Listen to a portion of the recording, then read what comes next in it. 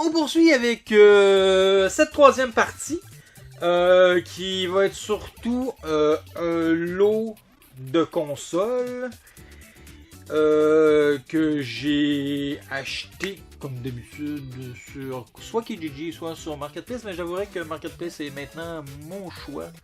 Avant tout, beaucoup de roulements, beaucoup plus de nouvelles propositions d'achat qu'on retrouve. C'est qu'on va y aller avec une pièce que j'étais quand même content de mettre la main dessus, que je possédais déjà, mais pas en boîte, et ça c'est mon petit défaut de collectionneur. Une console fonctionnelle, qui veut dire branchée, que je peux jouer. Une console en boîte, en super état, et une console prête à prêter à mes amis pour le plaisir. J'y vais avec cette magnifique PlayStation 1 en boîte, en super état, que j'ai payé... J'ai payé vraiment pas cher en plus. C'est clair que je me souviens plus du prix, mais j'aurais tendance à dire peut-être 60$. Je me dis que c'est dans ce coin-là. Maximum 80$, mais oh non! Oh non, je suis en train d'enfoncer le petit truc à l'arrière. C'est pas bon ça. Où est-ce qu'on peut voir le numéro de série? Fait que c'est une console, c'est d'une dernière génération de consoles PlayStation. Hein, ceux qui sont habitués avec les numéros. Vous voyez ici, c'est le numéro 9001. C'est vraiment des dernières générations. Après ça, on se retrouve avec la console, la PlayStation 1, hein, la mini, on va dire, hein, PlayStation. Fait que complet en boîte, en super état. Le seul défaut de cette boîte, pas de la boîte, mais de la console, c'est que c'est une console malheureusement qui a jauni. J'ai fait mon petit traitement 2 fois.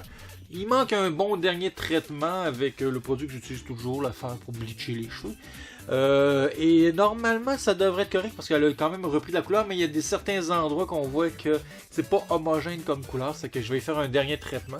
J'ai un nouveau produit à essayer que je peux mélanger à de l'eau. On verra bien ce que ça va donner.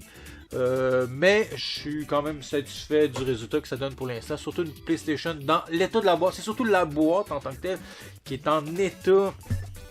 Sincèrement, là, cette boîte-là pourrait sortir du magasin. Elle est vraiment en très bon état. Il y a peut-être des petites affaires de rien du tout, là, mais pour le reste, là, c'est une super boîte. Tout est à l'intérieur, la console, la manette, les fils, le courant, les instructions. Tout est là, les inserts. C'est bizarre, dans cette boîte-là, il y a un insert en carton mousse, en styromousse plutôt, et un autre au-dessus qui est en carton. Mais c'est comme ça, c'est fait compliqué.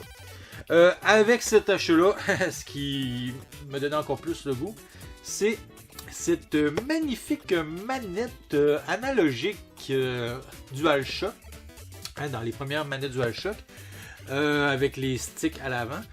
Parce que les premières consoles PlayStation, il n'y avait pas ces sticks ici, il y avait juste la croix directionnelle avec les boutons. En boîte, c'est surtout ça. Je fais, ah wow, c'est cool ça. J'ai tout nettoyé ça aussi. J'ai fait faire mon petit traitement. J'ai essayé de remettre la boîte le plus propre possible. Peut-être le plastique à la limite pourrait être nettoyé aussi, il faudrait voir. Mais nettoyer dans le sens tremper dans quelque chose qui va le rendre plus clair. Mais en général, une manette PlayStation 1 en boîte comme ceci, c'est quelque chose qui court pas les rues. Hein? On va s'entendre là-dessus. Il y avait 2 jeux qui venaient avec. Malheureusement, un des jeux, je le possède déjà. Fait qu'il va aller dans le tiroir des échanges. Et je parle ici de Gran Turismo 2. J'ai vérifié les versions. C'est pareil. Ils sont dans le même méta en tant que tel. Fait que, au pire, cette boîte-là, étant donné que c'est une boîte double, pourra toujours me servir à plus tard faire des switches si j'ai un jeu qui est en mauvais état. On verra bien. C'est pas un jeu qui coûte vraiment cher. Il y en a eu beaucoup, c'est pour ça. Mais ça reste Gran Turismo. Ça reste un classique. Et j'ai un Pro Pinball Fantasy Journey. Ce qui est décevant, c'est un jeu de pinball, mais en réalité, il y en a juste un.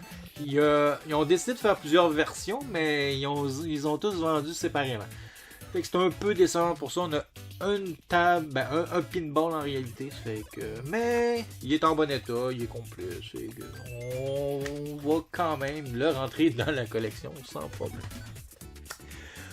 Autre console que j'ai mis la main dessus, une autre console en boîte, je vais la chercher. Cette, elle venait avec ce petit jeu. Zumba Fitness Party, que je n'avais pas, fait que tant mieux. Un jeu qui rentre de plus dans la collection. Et c'est cette magnifique Xbox 360 blanche. C'est vraiment ce qui m'a fait craquer. Une belle Xbox blanche avec le Kinect blanc. Puis c'est surtout quand j'ai pris la peine de regarder dans mon application Game Eyes, que j'ai sur mon cellulaire, la valeur de cette console en boîte, fait que ça m'a pas fait hésiter quand j'ai vu la valeur qu'il donnait. Une valeur de 300$ complète. Et il manque toujours un fil. Le fil composite AV. Hein? Je sais pas si vous voyez bien, mais c'est le petit fil ici qu'on voit. Ça va être facile à retrouver. Et il manquait aussi le fil pour brancher sur le bloc de courant, mais ça j'en avais plein. Fait que je l'ai mis dedans. Pour le reste c'est complet, les deux jeux sont à l'intérieur, la console est nickel, elle est parfaite, elle est super belle. Il y a une manette blanche aussi qui a malheureusement jauni. Hein? C'est une espèce d'édition spéciale, parce que les blanches on les connaît bien, mais avec une petite base grise ici. Hein? Fait que elle a jauni, mais elle est complètement blanche. Elle a un petit chip cassé. J'y ferai un petit traitement aussi à un moment donné. Petite déception, la déchirure ici. Ça malheureusement, je pense que c'était pas sur les photos. Mais ça reste une console que j'ai payé 80$. J'ai quand même donné un bon montant. Je sais pas s'il était à 80 à la base. Non, c'est pas vrai, c'est pas vrai. Quand j'ai vu qu'il manquait les fils, on a négocié ça puis j'ai payé 70$ en réalité. Mais sur mon appli, c'est une valeur de 300. C'est que ou 200. En tout cas, 250 peut-être. Je suis très content de rentrer à nouveau encore une console dans la collection. J'avoue que ça fait quand même beaucoup de consoles à rentrer. Le problème, c'est que ça prend beaucoup de place. Hein, c'est pas ça, là, c'est plusieurs jeux, ça. Quand tu prends en espace. Fait que, mais très content pareil. Par la suite, dernière console que je peux vous montrer. Après ça, ça sera la dernière partie de la vidéo. C'est une Arcade One Up. C'est un cadeau qu'on m'a fait.